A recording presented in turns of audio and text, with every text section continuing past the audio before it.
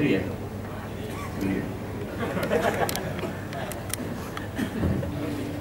Bismillahirrahmanirrahim. Assalamualaikum warahmatullahi wabarakatuh. Alhamdulillah wa kafa wa salatu wassalamu ala rasulillahi nabiyil mustafa wa ala alihi wa sahbihi ahlus sidqi wal wafa. Ashhadu an la ilaha illallah wahdahu la syarika lah wa ashhadu anna Muhammadan abduhu wa rasuluhu la nabiyya ba'dah. Allahumma salli wa sallim ala sayyidina Muhammadin wa ala alihi wa sahbihi ajma'in, amma ba'd.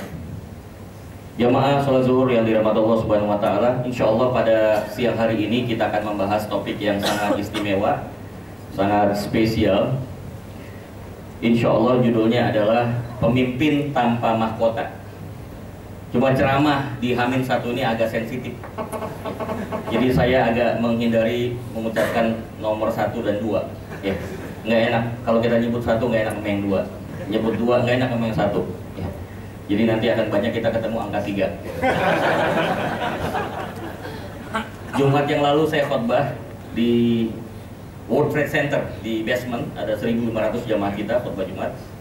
Di tengah-tengah Jumat saya menyampaikan satu informasi yang pastinya jamaah agak kaget. Bahkan yang lagi tidur pada bangun. Saya bilang begini, jamaah rahimakumullah, mohon maaf, saya harus mendeklarasikan, saya harus menyampaikan pada jamaah, saya ini adalah tim sukses dan juru kampanye. Saya sengaja diam. Pokoknya jamaah resah gitu. Aduh, ini 1 apa 2 ya? Kalau 1, gua salah Jumatan. Kalau 2, begitu juga sama gitu. Terus saya ulang lagi, saya tim sukses juru kampanye Nabi Muhammad SAW. Alhamdulillah. Semua kayaknya adem gitu. Emang dari dulu sampai sekarang, sampai insya Allah sampai saya mati pun tidak akan bergeser. Saya ini tim sukses, nggak pernah malu saya ngomongnya. Juru kampanye Nabi Muhammad SAW. Ada yang nggak setuju? Pintu kebuka, silahkan aja kamu pulang. Ya. Saya tidak pernah bosan untuk mengkampanyekan, mempropagandakan tentang Nabi Muhammad SAW. Maka majelis kita pun namanya Majelis An-Nubuwah, tempat ngumpulnya orang yang cinta Nabi. Mau NU kek, mau Muhammadiyah kek, mau Hizbul Waton, seterusnya apa aja. Selama nabinya Muhammad dan cinta pada Nabi, ayo gabung sama-sama. Ya, kita tidak pernah melihat golongan-golongan. Ya, mau yang pakai kunut, nggak pakai kunut, nggak ada masalah. Ya, yang masalah itu yang nggak sholat subuh. Mau terawih 11, 23 pun nggak ada masalah. Yang masalahnya nggak terawehan gitu. Baik. Saya akan mulai dengan fenomena yang sangat sering kita lihat.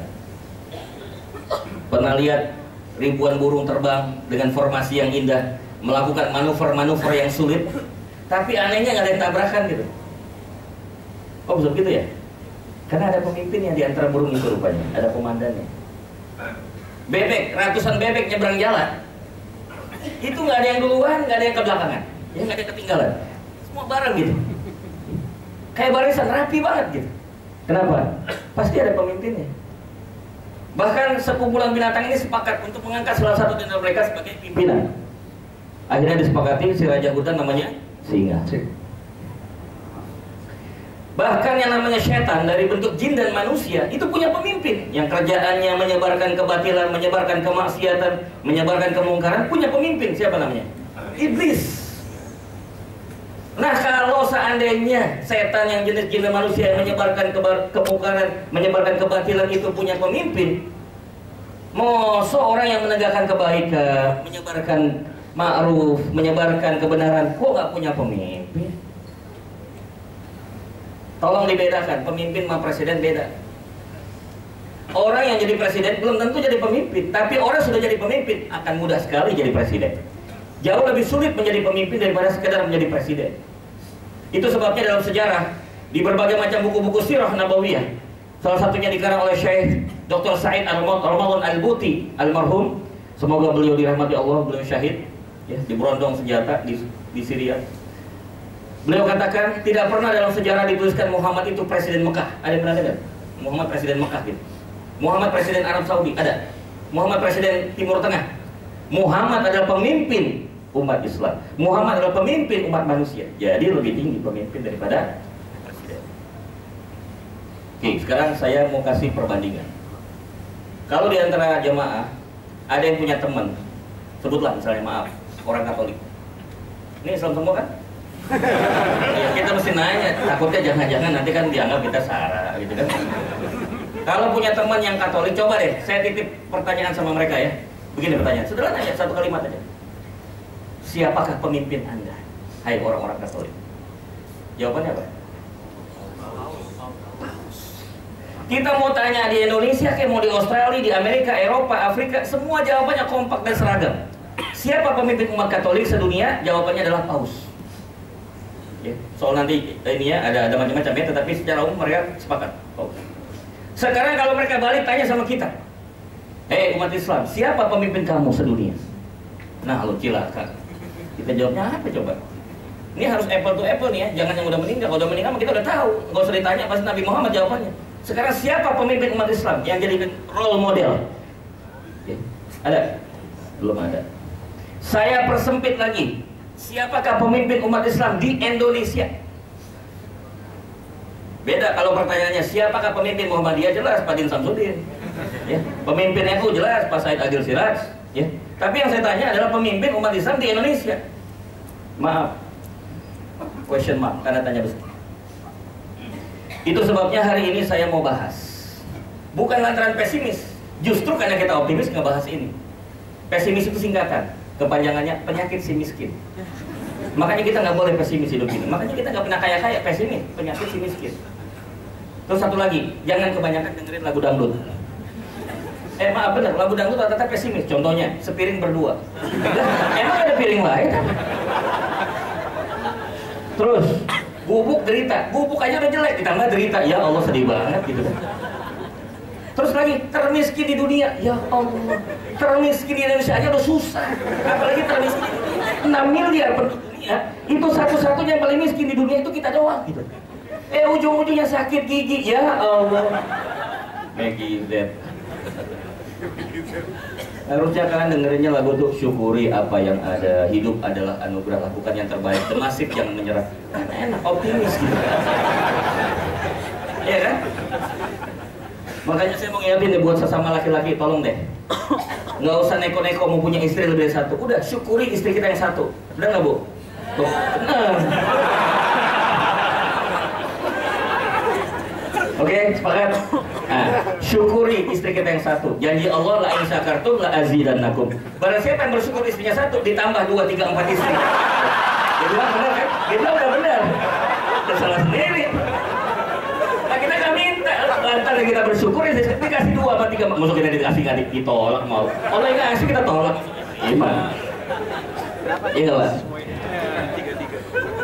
Survei membuktikan rata-rata wanita itu rela dimadu. Setuju? Baru titik belum koma. Maksudnya baru koma belum titik. Insya Allah rela dimadu asalkan suaminya siap diracun. Ada terusannya Pak. Baik ya, ini relax dulu lah sebelum terima ya. Ini materi berat soalnya nih ya. Jadi kita ringkas dulu. Udah, kayaknya udah agak seger dulu semua ya. Baik. Saya kembali ke poin awal. Kita ngebahas tentang pemimpin tanpa mahkota. Tadi contoh-contohnya udah jelas, binatang aja punya pemimpin, bebek aja punya pemimpin, ya kan? Setan aja punya pemimpin. Musuh kita orang beriman nggak punya pemimpin. Ini masalah. Oke, saya akan bahas poin berikutnya. Bagaimana sebenarnya gambaran kepemimpinan yang ada di masyarakat kita hari ini? Saya bisa bagi menjadi 3 model. 3 ya, bukan 2, bukan 1, 3 model. Ya. Nomor 1 adalah kepemimpinan yang berdasarkan atas dasar warisan. Warisan. Dia jadi pemimpin karena diwariskan oleh orang tuanya. Ini biasa dipakai dalam sistem kerajaan atau monarki. Kalau rajanya itu jadi pemimpin, kemudian dia meninggal, siapa yang jadi penggantinya? Anak tertua dari anak laki-laki. Ya kan? Nggak bakalan ada cerita rakyat biasa bakal jadi raja, nggak ada sejarahnya kalau pakai sistem pewarisan. Sudah pasti yang jadi raja adalah keluarga kerajaan. Yang tidak punya darah kerajaan, mohon maaf ya, jadi rakyat aja seumur hidup. Itu nomor 1. Dan ini biasa terjadi di masyarakat yang primitif, masyarakat yang sangat terbelakang ya. Mereka masih menghargai raja itu sebagai setengah dewa, dianggap sebegitu. Seperti misalnya Kaisar Hirohito, ya walaupun udah tua kayak begitu, wah itu dianggap setengah dewa. Ya. Hai, itu benar-benar mereka hormatnya luar biasa. Oke. Makanya kalau kita melihat hari ini masih ada yang memilih pemimpin berdasarkan warisan, berarti kita kembali ke zaman bala dong, primitif. Sekarang jadi pemimpin, terus tiba-tiba nyiapin anaknya jadi pemimpin, istrinya jadi pemimpin. Nah ini namanya kita kembali ke zaman primitif. Oke, model yang kedua, orang menjadi pemimpin karena basisnya adalah popularitas, bukan karena warisan. Sekalipun dia bukan keturunan raja, asalkan dia populer, banyak pengikutnya, banyak fansnya kalau bahasa sosial media, banyak follower dan like-nya. Nah itu kira-kira kalau sekarang, kalau Twitter sama fanpage. Itulah yang berhak jadi pemimpin. Jadi sebenarnya jujur-jujuran aja nih ya, kalau misalnya kita lihat patokan model nomor 2 di Indonesia ini, capres nomor 1, 2 nggak masuk. Yang harusnya jadi presiden di Indonesia ini adalah nomor 1 ya, adalah Agnes Monica. 10 juta followernya. Bener. Nomor 2 Raditya Dika. Nomor 3 Bambang Pamungkas. BP. Iya bener. Coba cek. Ya kan? Kan follower udah jelas followernya kan banyak. Itu kan tidak direkayasa, ya kan? Orang nggak suka langsung unfollow kan? Ya kan begitu. Kalau bicara masalah basis penggemar, yang lebih cocok jadi presiden Indonesia adalah dan wapresnya antara Bim Bim duet sama Iwan Fals. Ya. Itu yang cocok. Oh pengikutnya, Slankers itu pengikutnya luar biasa. Ya. Iwan Fals ya, oi, ya, oh iya. Ditambah lagi ya, sekretarisnya Roma Irama. Wah udah lewat semua. Seknek. Udah gak ada yang nandingin, udah lewat semua. Mau capres nomor 1, 2 lewat semua itu udah. Cuma masalahnya kita nggak bisa pertaruhkan jabatan pemimpin ini, jabatan presiden di Indonesia ini kepada orang yang hanya basisnya populer aja. Karena kalau bicara popularitas, basisnya adalah media. Kuncinya adalah media. Siapa yang menguasai media, mau benar mau salah, yang penting bisa mempengaruhi opini masyarakat, itu yang mana? Contoh, kita buktikan ya. Contoh. Tolong jawabnya spontan ya, jangan pakai dipikir. Kalau pikir berarti nanti pakai logika kan? Ini spontan. Oke. Kalau saya sebut dengan ada kata sosro, yang terpikir apa? Teh botol kan? Padahal tetangga saya satu RW namanya Pak Sosro. Tersinggung, emang gua botol apa? Kan saya nggak bilang minuman. Oke, yang kedua. Kalau saya sebut Kentucky, yang terpikir apa? Tuh, padahal di Amerika ada negara bagian namanya Kentucky. Ada Universitas Kentucky kan? Kenapa mesti ayam? Memang otaknya otak iklan semua ini. Ya, kita udah dicekokin sama iklan, mau nggak mau akhirnya terpikir begitu Kentucky harus fried chicken. Padahal kan nggak begitu. Kenapa harus dipersempit? Contoh ketiga, gudang garam bikinnya apa? Tuh, rokok. Padahal di Madura gudangnya garam asin. Kenapa kita bilang rokok? Sama. Ya. Mau benar mau salah, yang penting yang menguasai media itu yang menang. Ya, oke. Itu yang kedua. Kita nggak pakai sistem ini. Saya justru hari ini mengangkat poin yang ketiga, model yang ketiga, yang disebut pemimpin tanpa mahkota itu kayak apa sih sebenarnya? Pemimpin tanpa mahkota bukan basisnya adalah warisan, juga bukan basis popularitas. Basisnya adalah akhlak. Ini basisnya adalah akhlak. Saya tidak sebut dengan karakter, sebab setelah saya teliti secara bahasa, secara etimologis dan secara terminologis, secara lughatan dan istilahat, ternyata nggak sama antara akhlak dengan karakter. Kalau mau belajar kepribadian ada tuh kursusnya John Robert Powers, ya. Tapi bukan belajar akhlak, ya. Soalnya diajarin juga cara pakai begini yang benar tuh diajarin juga, ya. Tapi yang namanya akhlak itu beda dengan karakter. Apa itu akhlak? Secara bahasa artinya diambil dari kata kholaqo. Kholaqo yakhluqu makhluk kholiqon.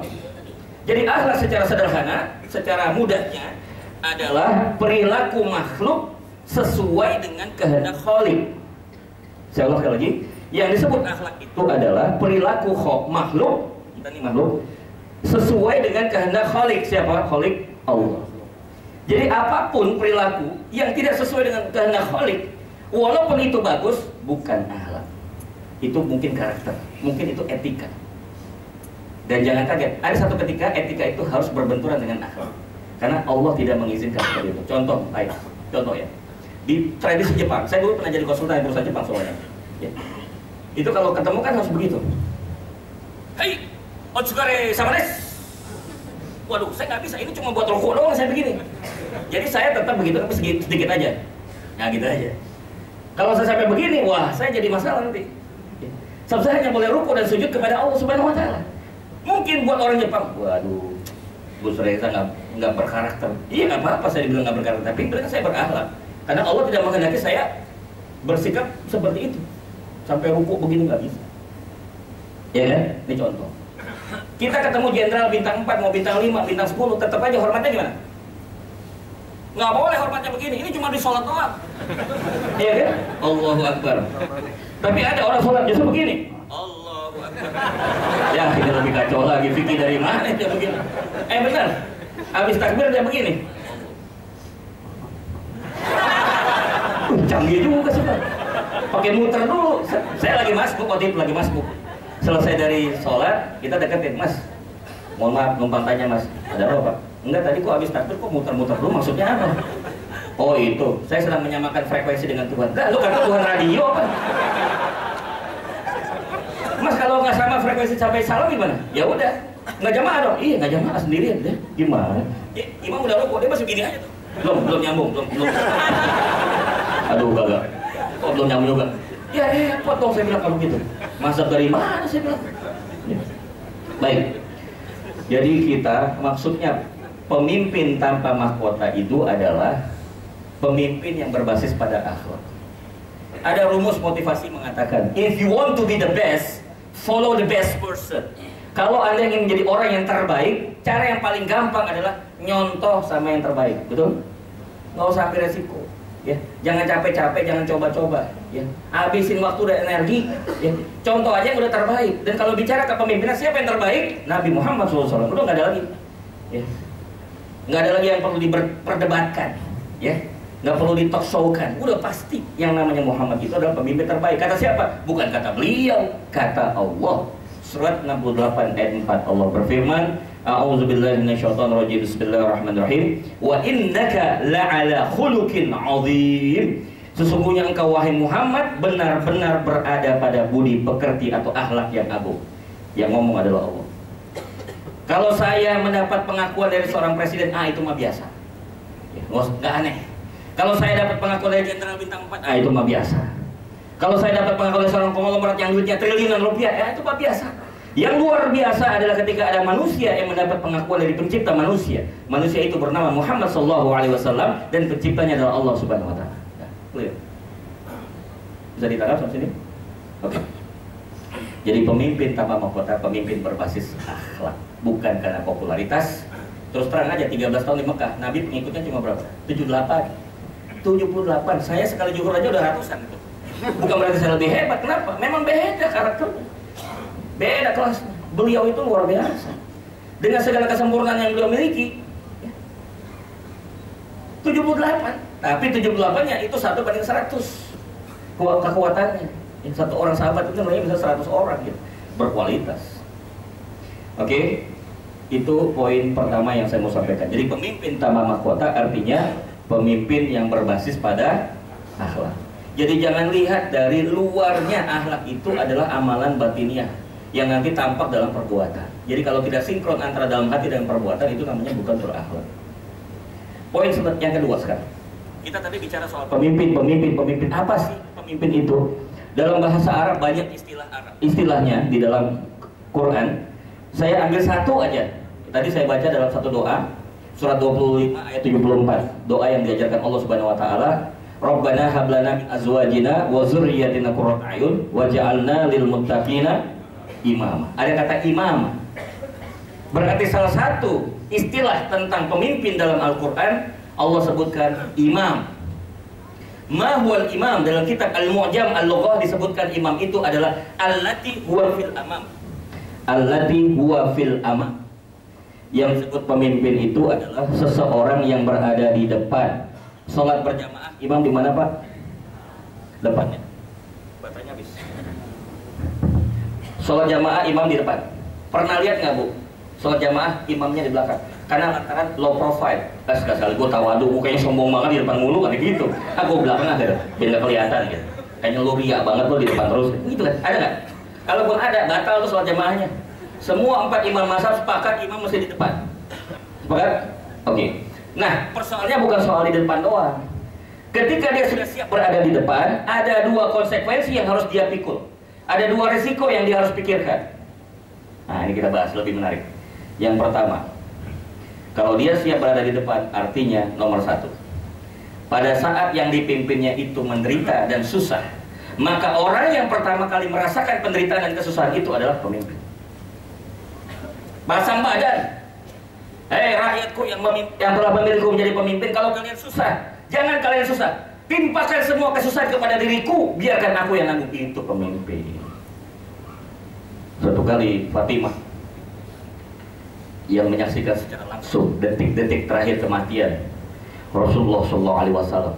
Sedih rasanya Fatimah melihat Rasulullah itu dipanggil oleh Allah Subhanahu Wa Taala. Rasanya nggak layak.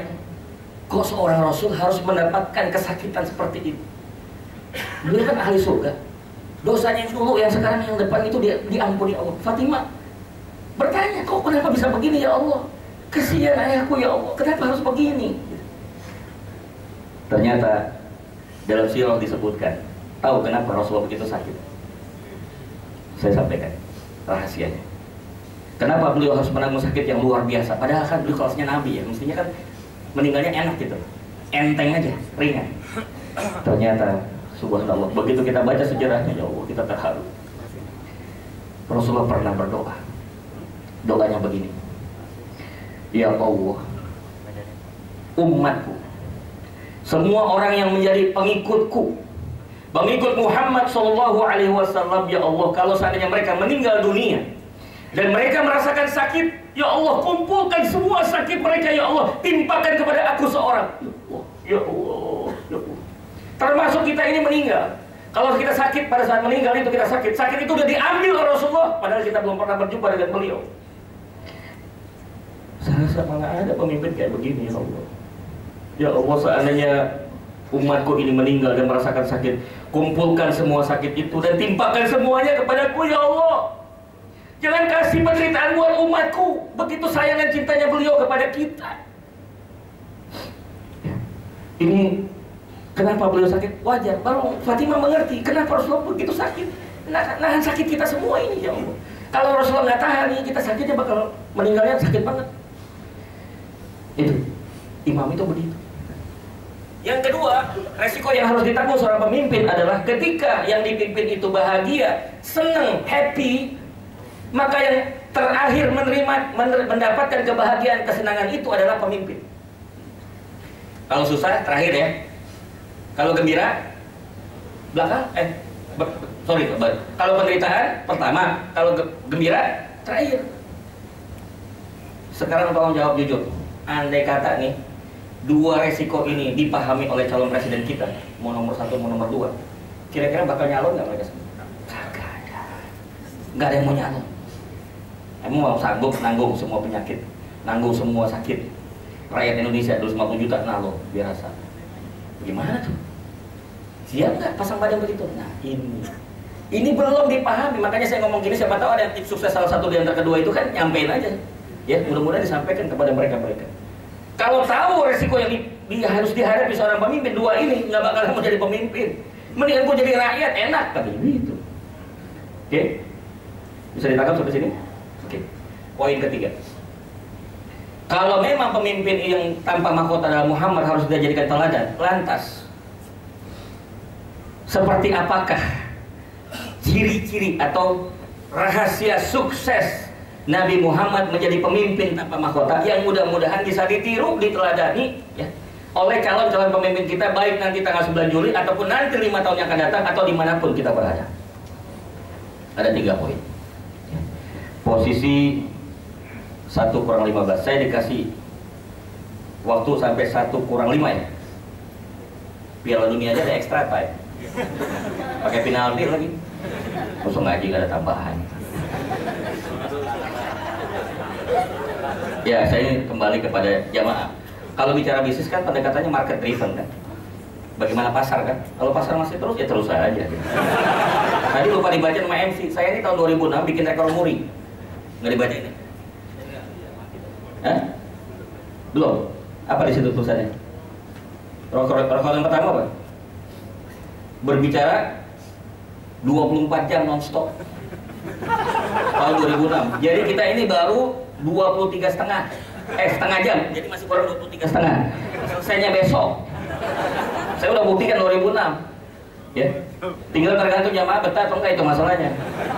Ya, baik. Baik, saya kembali lagi. Ada 3 rahasia sukses Nabi sebagai pemimpin tanpa mahkota. Nanti siapa di antara kita yang dapat takdir jadi pemimpin, coba terapin ini. Insya Allah kita akan sukses. Insya Allah. Ya, ini contoh langsung dari Nabi Muhammad SAW. Kita tiru aja. Ya. Nomor 1, Nabi Muhammad itu adalah seorang pemimpin yang mempunyai visi. Nah, lagi rame sekarang kan kalau debat capres cawapres, visi. Tapi visinya nggak level yang itu, nggak level semua. Visi Nabi Muhammad adalah visi akhirat. Nah, ini belum ada nih saya lihat. Saya lagi nunggu-nunggu, ya sama juga. Kalau visi cuma 5 tahun, visi 10 tahun, visi 30 tahun, visi 50 tahun, itu mah udah basi.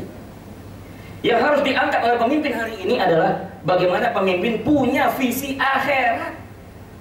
Bagaimana implementasinya, bagaimana pembuktiannya. Dalam setiap kesempatan dia selalu mengatakan kepada rakyat yang telah memilihnya menjadi pemimpin, hai rakyat yang telah memilihku, aku akan ajak kalian semua sukses di akhirat. Tuh, kita nunggu yang begini. Saya akan ajak semua masuk ke surga. Saya akan ajak Anda masuk ke dalam ridha Allah. Itu yang kita tunggu. Bukan menjorokin ke neraka, ya. Bukan menjerumusin ke maksiat, bukan ngajak mendapatkan ridho manusia, tapi ridho Allah Subhanahu wa Ta'ala. Ada yang pernah dengar nggak visinya kayak begini? Kayaknya nggak pernah saya dengar begini. Langka. Saya menantikan sebenarnya ketika debat capres di yang pertama tuh. Ya, visi begini yang begitu udah biasa. Visi akhirat, Nabi itu berpikirnya bukan hanya saat dia masih hidup, saat sudah meninggal dunia dan saat tidak menjadi manusia lagi yang tidak mendapatkan kesempatan untuk tetap hidup di situ, tetap dia pikirkan akhirat. Itu satu. Ya. Insya Allah ya, suatu ketika nanti ada pemimpin yang mempunyai visi akhirat. Yang penting itu tadi dukungan. Ya, kemudian kontrol, pengawasan dari masyarakat harus kuat. So, pemimpin juga manusia, dia bisa lemah, tapi dia dikuatkan oleh orang-orang yang siap untuk mengkritik. Jangan memelihara orang yang hanya bisa muji doang, harus memelihara orang yang bisa mengkritik kalau kita salah. Oke, poin pertama sudah cukup dipahami. Visinya adalah akhirat. Makanya nanti kalau misalnya di sini masih banyak yang GA, tahu GA? Gadis abadi. Asli belum pada nikah. Nanti cari suami yang punya visinya akhirat. Abang mau nikahin saya, visinya apa? Insya Allah kalau udah 10 tahun nikah, nanti kamu punya mobil Ferrari, punya apartemen, kamu akan saja maaf, saya tolak mentah-mentah. Sombong. Gimana visi akhirat katanya? Kan gitu. Udah punya pekerjaan tetap, Bang? Udah, saya udah punya pekerjaan tetap. Di mana? Di bank, sebagai apa? GM. Dipikir hebat gitu, kata si yang muslimahnya. Sorry, saya nggak terima yang begitu. Jadi pengen yang bagaimana? Yang tetap bekerja. Bukan pekerjaan tetap, yang tetap bekerja. Beda kan? Penghasilan berapa penghasilan? Alhamdulillah 25 juta sebulan. Ya, kiri. Mau yang berapa lagi sih? Bukannya udah tinggi tuh. Enggak, saya mau cari yang penghasilan pas-pasan. Maksudnya pas pergi haji ada duitnya, pas mau beli rumah ada duitnya. Langsung tuh semaput tuh. Begitu. Gitu ngetesnya ya. Baik, sekarang yang kedua. Yang kedua adalah pemimpin tanpa mahkota. Cirinya, rahasia sukses Nabi sebagai pemimpin tanpa mahkota yang kedua adalah beliau ini adalah seorang yang pakar. Pakar apa? Pakar kesyukuran dan pakar kesabaran. Pakar teknologi udah banyak, sahabat-sahabat. Pakar ekonomi udah banyak. Pakar politik juga udah banyak. Yang belum ada pakar kesyukuran dan pakar kesabaran. Apalagi Indonesia, hebat, multi purpose. Hari ini pengamat ekonomi, besok pengamat politik, besoknya lagi komentator bola gitu. Hebat orang Indonesia, bisa macam-macam gitu. Tapi pemahamannya cetek gitu. Tahu semua sedikit-sedikit, filsafat danau. Kalau orang barat itu filsafatnya sumur, nggak besar tapi dalam.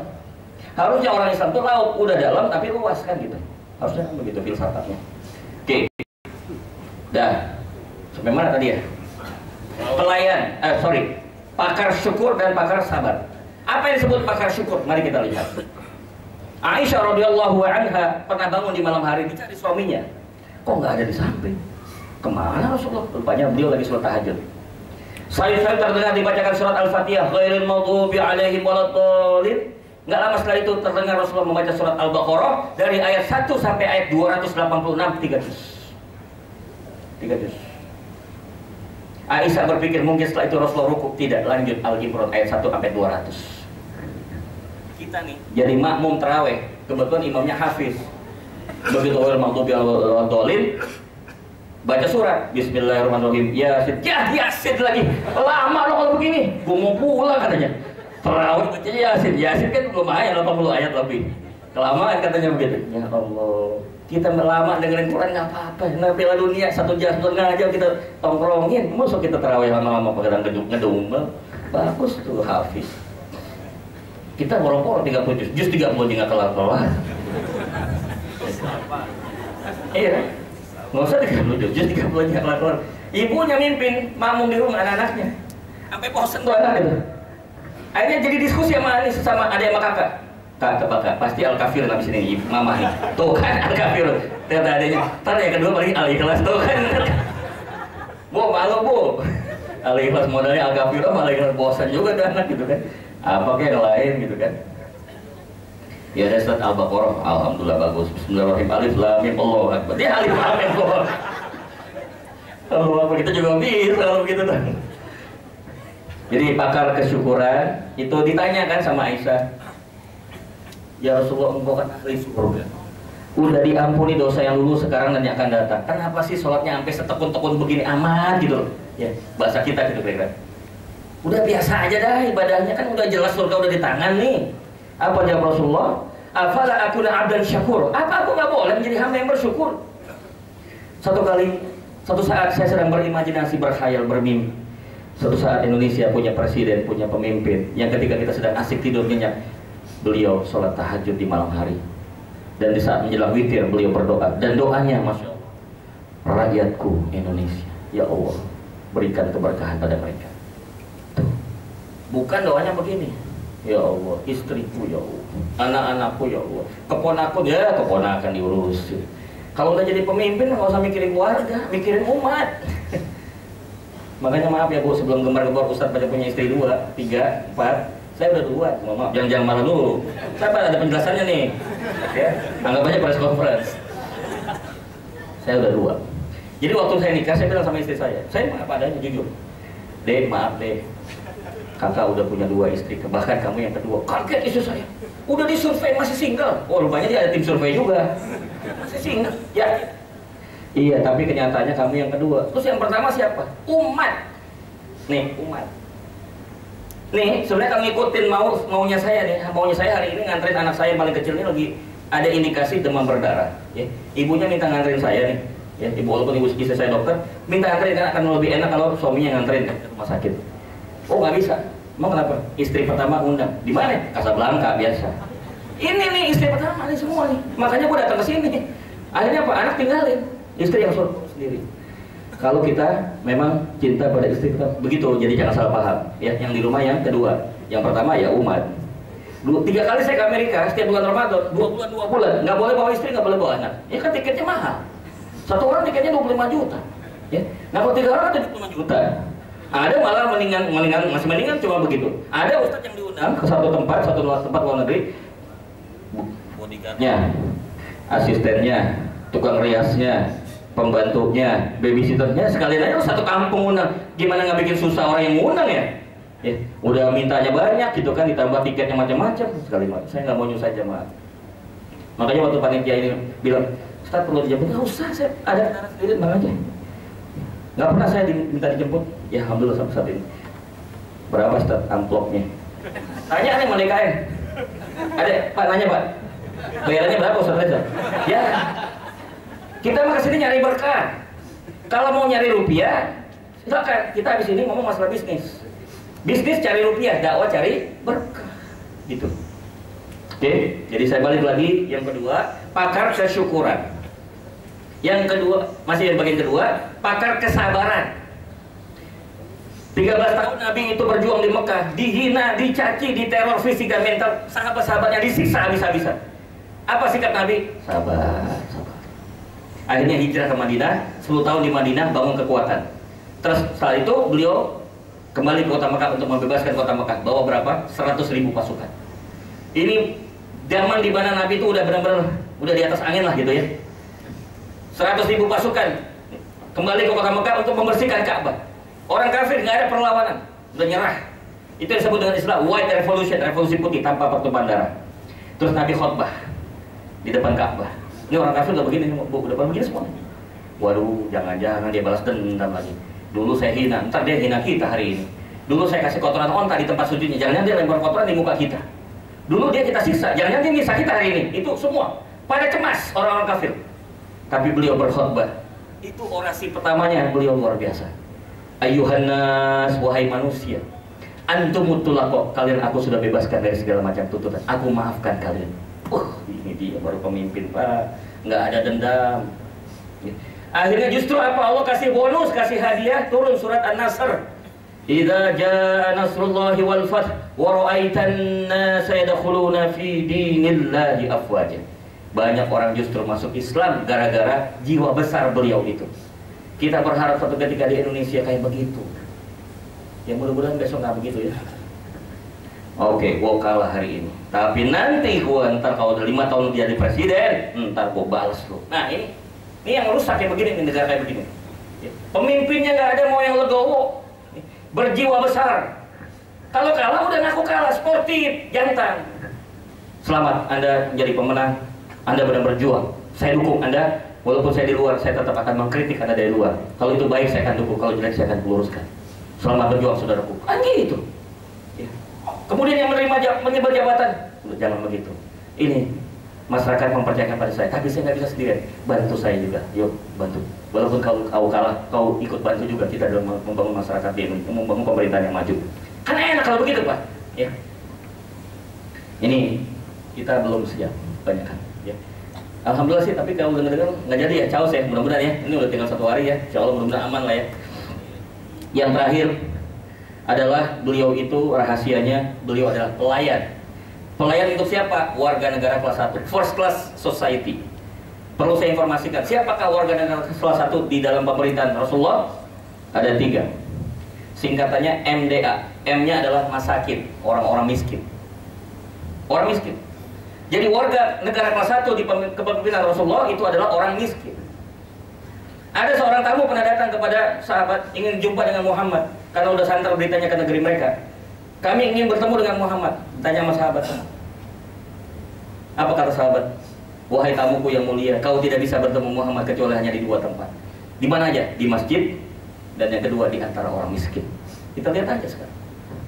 Orang-orang kita ini banyaknya berkumpulnya sama siapa? Orang miskin atau orang kaya?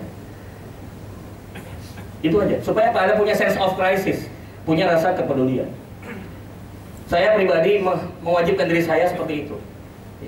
Bagaimana juga, ya namanya kita kan ceramah macam-macam. Kadang-kadang lebih banyak kita diundang tuh, kadang-kadang di hotel, ya, pengusaha, gitu. Tapi kadang-kadang saya suka ngoles sedikit gitu. Pak maaf Pak, habis maghrib saya izin duluan Pak ya, siap-siap mau ceramah tarawih. Pak makan sini suruh, aduh saya bukannya menolak Pak, mohon maaf ya, saya ada acara di tempat ceramah tarawih. Habis itu padahal tahu nggak saya habis bukanya di mana? Di warteg. Makan di warteg enak, bisa angkat kaki.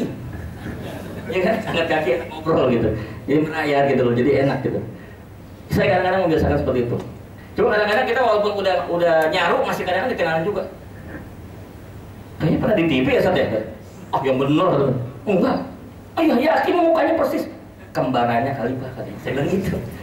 Enggak udah Pak itu kebetulan aja Pak. Udah kita makan-makan pesan. Begitu kita. Baik. Jadi yang ketiga adalah masakin. Yang kedua du'afa. Du'afa, orang-orang lemah. Beliau bela orang lemah. Kalau yang kuat gak usah dibela, udah kuat. Justru harus dikurangi kekuatannya. Yang lemah itu yang harus dibela. Dan yang ketiga adalah aitam, anak yatim. Bantulah anak yatim.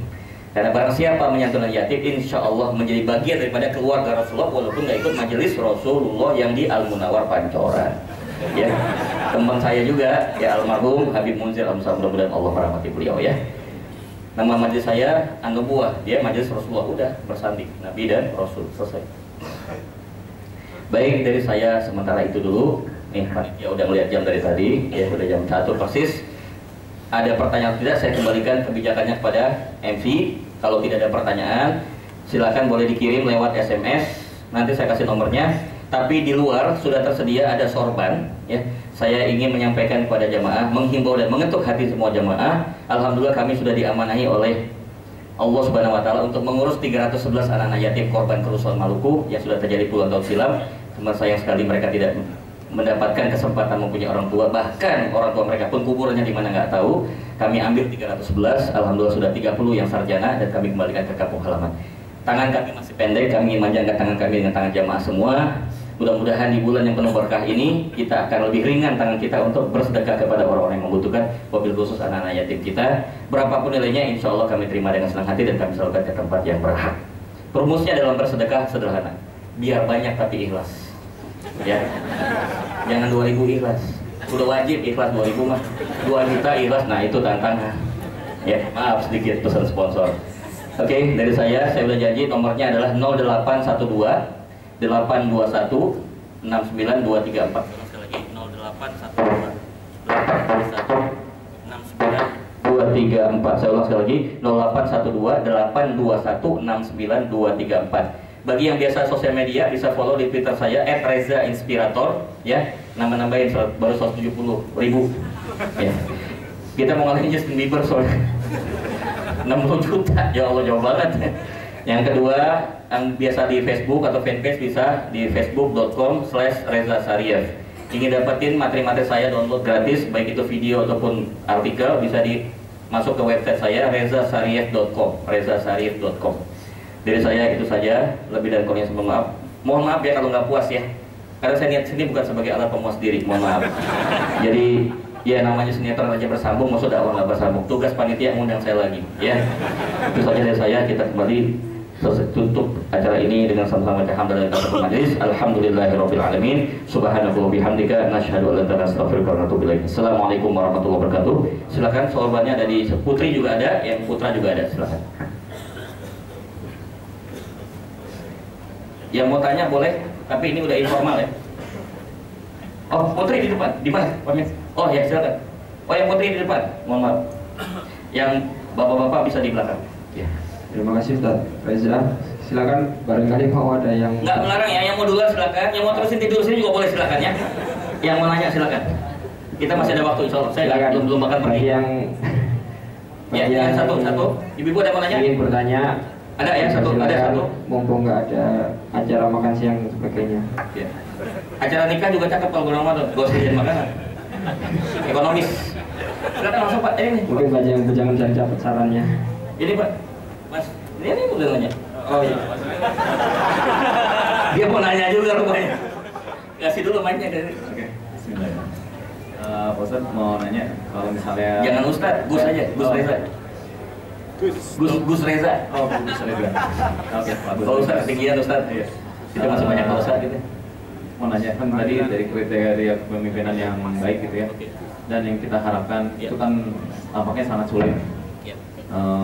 Sementara pemimpin yang available sekarang itu tampaknya masih sangat jauh dari yang kita harapkan. Bagaimana sikap kita? Nah kita bagaimana sikap kita? Nggak mungkin kan kita menunggu terus sampai lama. Yang sempurna. Iya. Ini seker aja tuh. Jadi pertanyaan beliau ini, nama tadi belum sempat Budi ya. Budi tadi nanya, bagaimana nih sikap kita menjelang Pilpres ini ya? Bagaimana sikap kita? Oke, saya mau sampaikan begini. Yang pertama, bicara soal kepemimpinan itu wilayahnya bukan wilayah akidah, wilayahnya wilayah fikih kan? Fikih namanya fikih siasat, fikih politik. Ya. Di dalam fikih ibadah saja itu imamnya ada 4.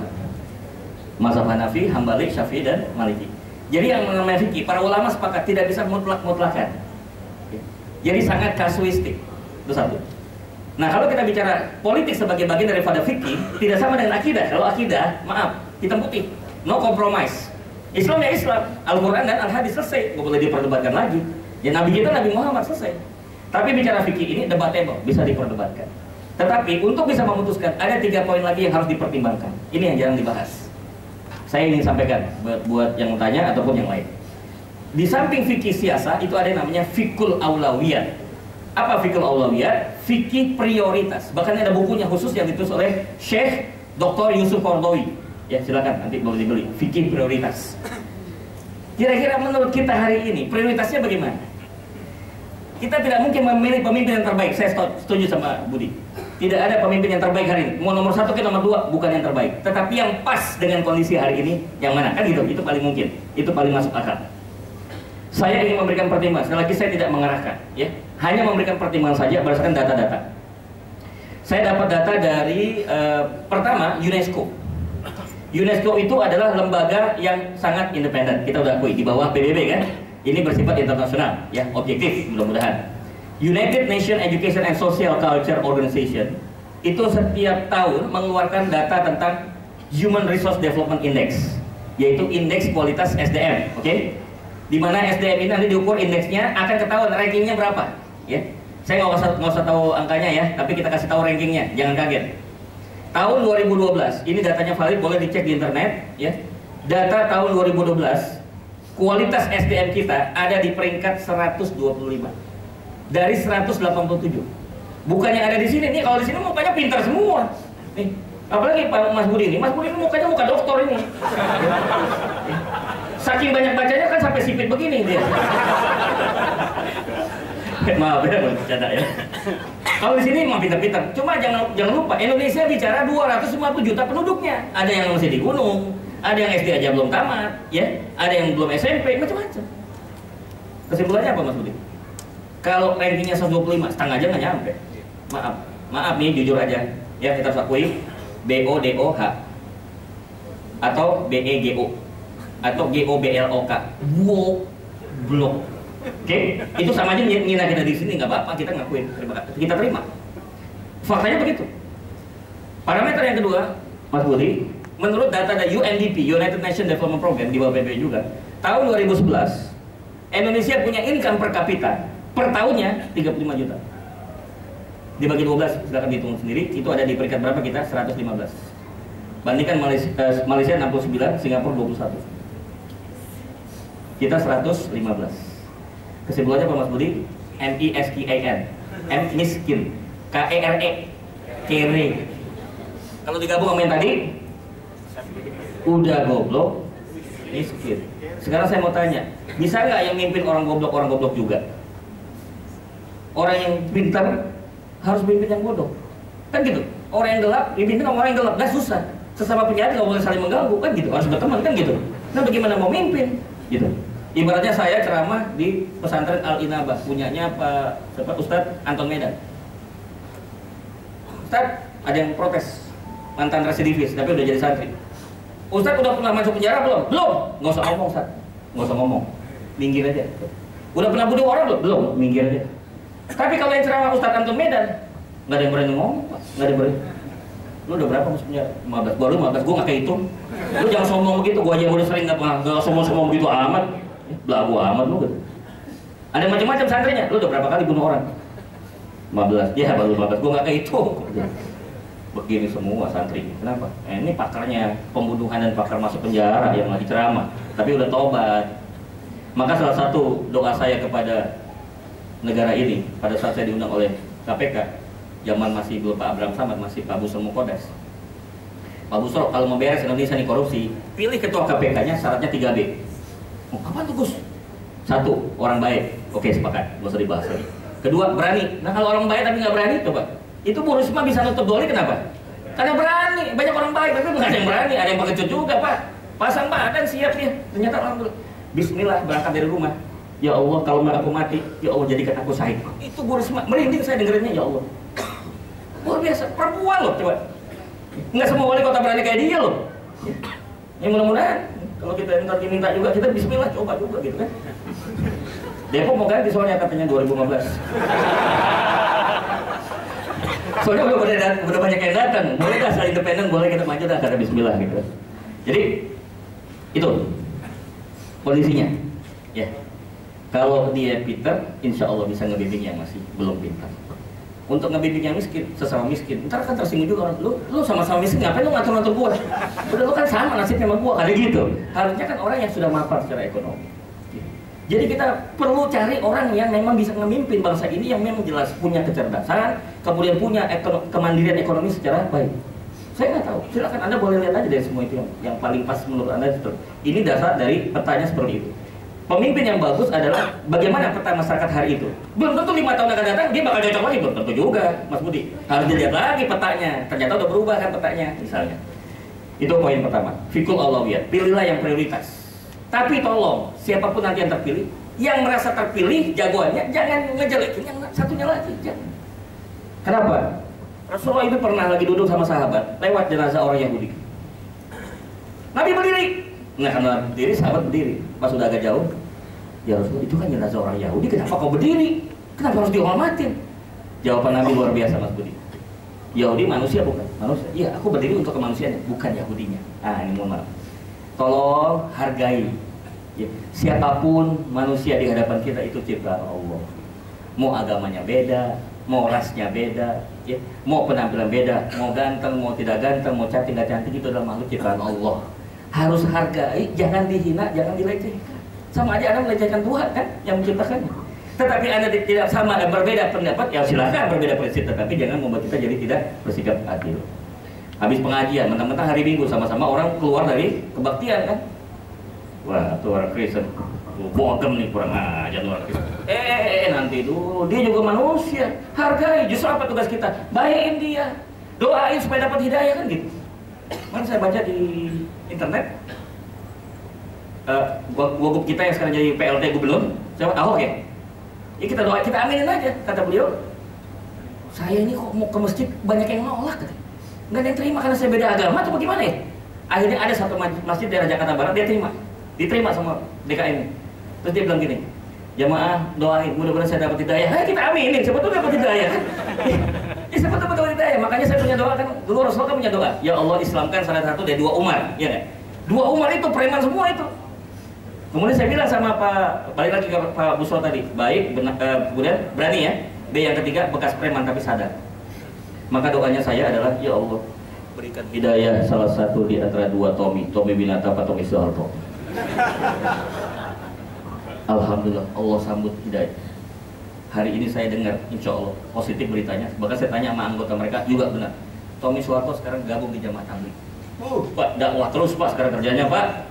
Udah bosan dia main politik, mau duit, udah bosan dia. Sekarang dakwah. Kemarin biayain di Cikampek seluruh anggota Jamaah Tabligh. Kau Jamaah Tabligh kan? Yang suka huruf, yang muter-muter.